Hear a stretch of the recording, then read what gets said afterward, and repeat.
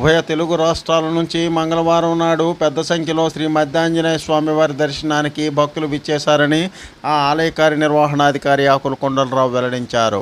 ఏలూరు జిల్లా జంగారెడ్డిగూడెం మండలం గురవాయిగూడెం గ్రామ శివారులో తెల్ల మద్ది చెట్టు కింద స్వయంభూవులుగా వెలిసిన శ్రీ మధ్యాంజనేయ స్వామివారి సన్నిధికి స్వామివారి దర్శనం కోసం వేకువజాము నుంచే భక్తులు క్యూ లైన్లో బారులు తీరారు. తెల్లవారుజాము నుంచే అర్చకులు ప్రభాత సేవ, స్వామివారికి నిత్యార్చన పూజలను నిర్వహించారు. ఆలయంలో ప్రత్యేక పుష్పాలంకరణ అనంతరం అర్చకులు క్యూ లైన్లో ఉన్న భక్తుల దర్శనానికి కల్పించారు. ఈ సందర్భంగా అర్చకులు స్వామివారికి ఎంతో ప్రీతికరమైన తమలపాకులతో అష్టోత్తర మరియు ప్రత్యేక పూజలను నిర్వహించారు. స్వామివారి దర్శనం కోసం విచ్చేసిన భక్తులకు ముందుగా ఆలయం చుట్టూ 108 ప్రదక్షిణలు చేసి తమ మొక్కుబడులను చెల్లించుకున్నారని ఈవో కొండలరావు వివరించారు. వేసవి వేడిని కూడా లెక్క చేయకుండా స్వామివారి దర్శనానికి విచ్చేసిన భక్తులకు ఆలయ ప్రాంగణంలో దేవస్థానం ఏర్పాటు చేసిన చల్లని మజ్జిగ చలివేంద్రం భక్తులకు ఎంతగానో దాహార్తిని తీర్చుతుంది.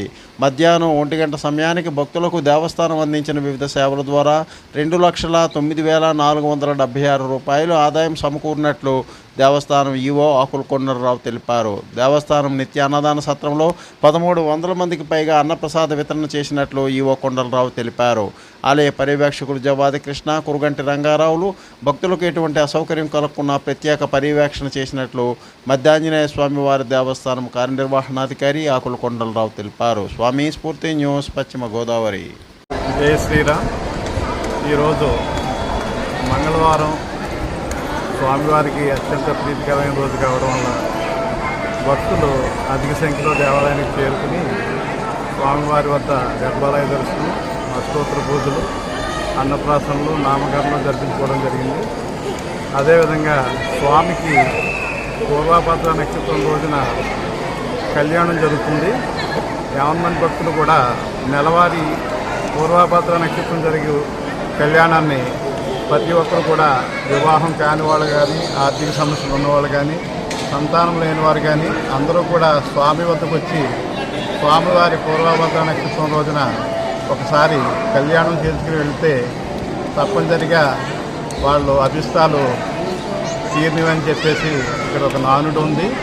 కంపల్సరీ అందరూ కూడా అవకాశం వచ్చినప్పుడు పూర్వాభద్ర నక్షత్రం రోజుని స్వామివారి సామూహికంగా అందరూ పాల్గొనవచ్చు. కళ్యాణంలో పాల్గొని స్వామివారి పేరు కూడా తీసుకోవాల్సిందిగా కోరుతున్నాం. అదేవిధంగా ఈరోజు మంగళవారం వల్ల అధిక సంఖ్యలో భక్తులు విచ్చేయడం జరిగింది.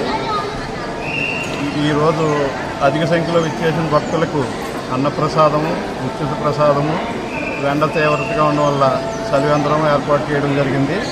వచ్చిన భక్తులకి ఎటువంటి అసౌకర్యం కలగకుండా అన్ని ఏర్పాట్లు కూడా కార్యనిర్వహణ అయిన ఆకుల కొండలరావు గారు అన్ని ఏర్పాట్లు పూర్తి చేయడం జరిగింది. జై శ్రీరామ్, జై Hanuman. Please like, share, subscribe our channel.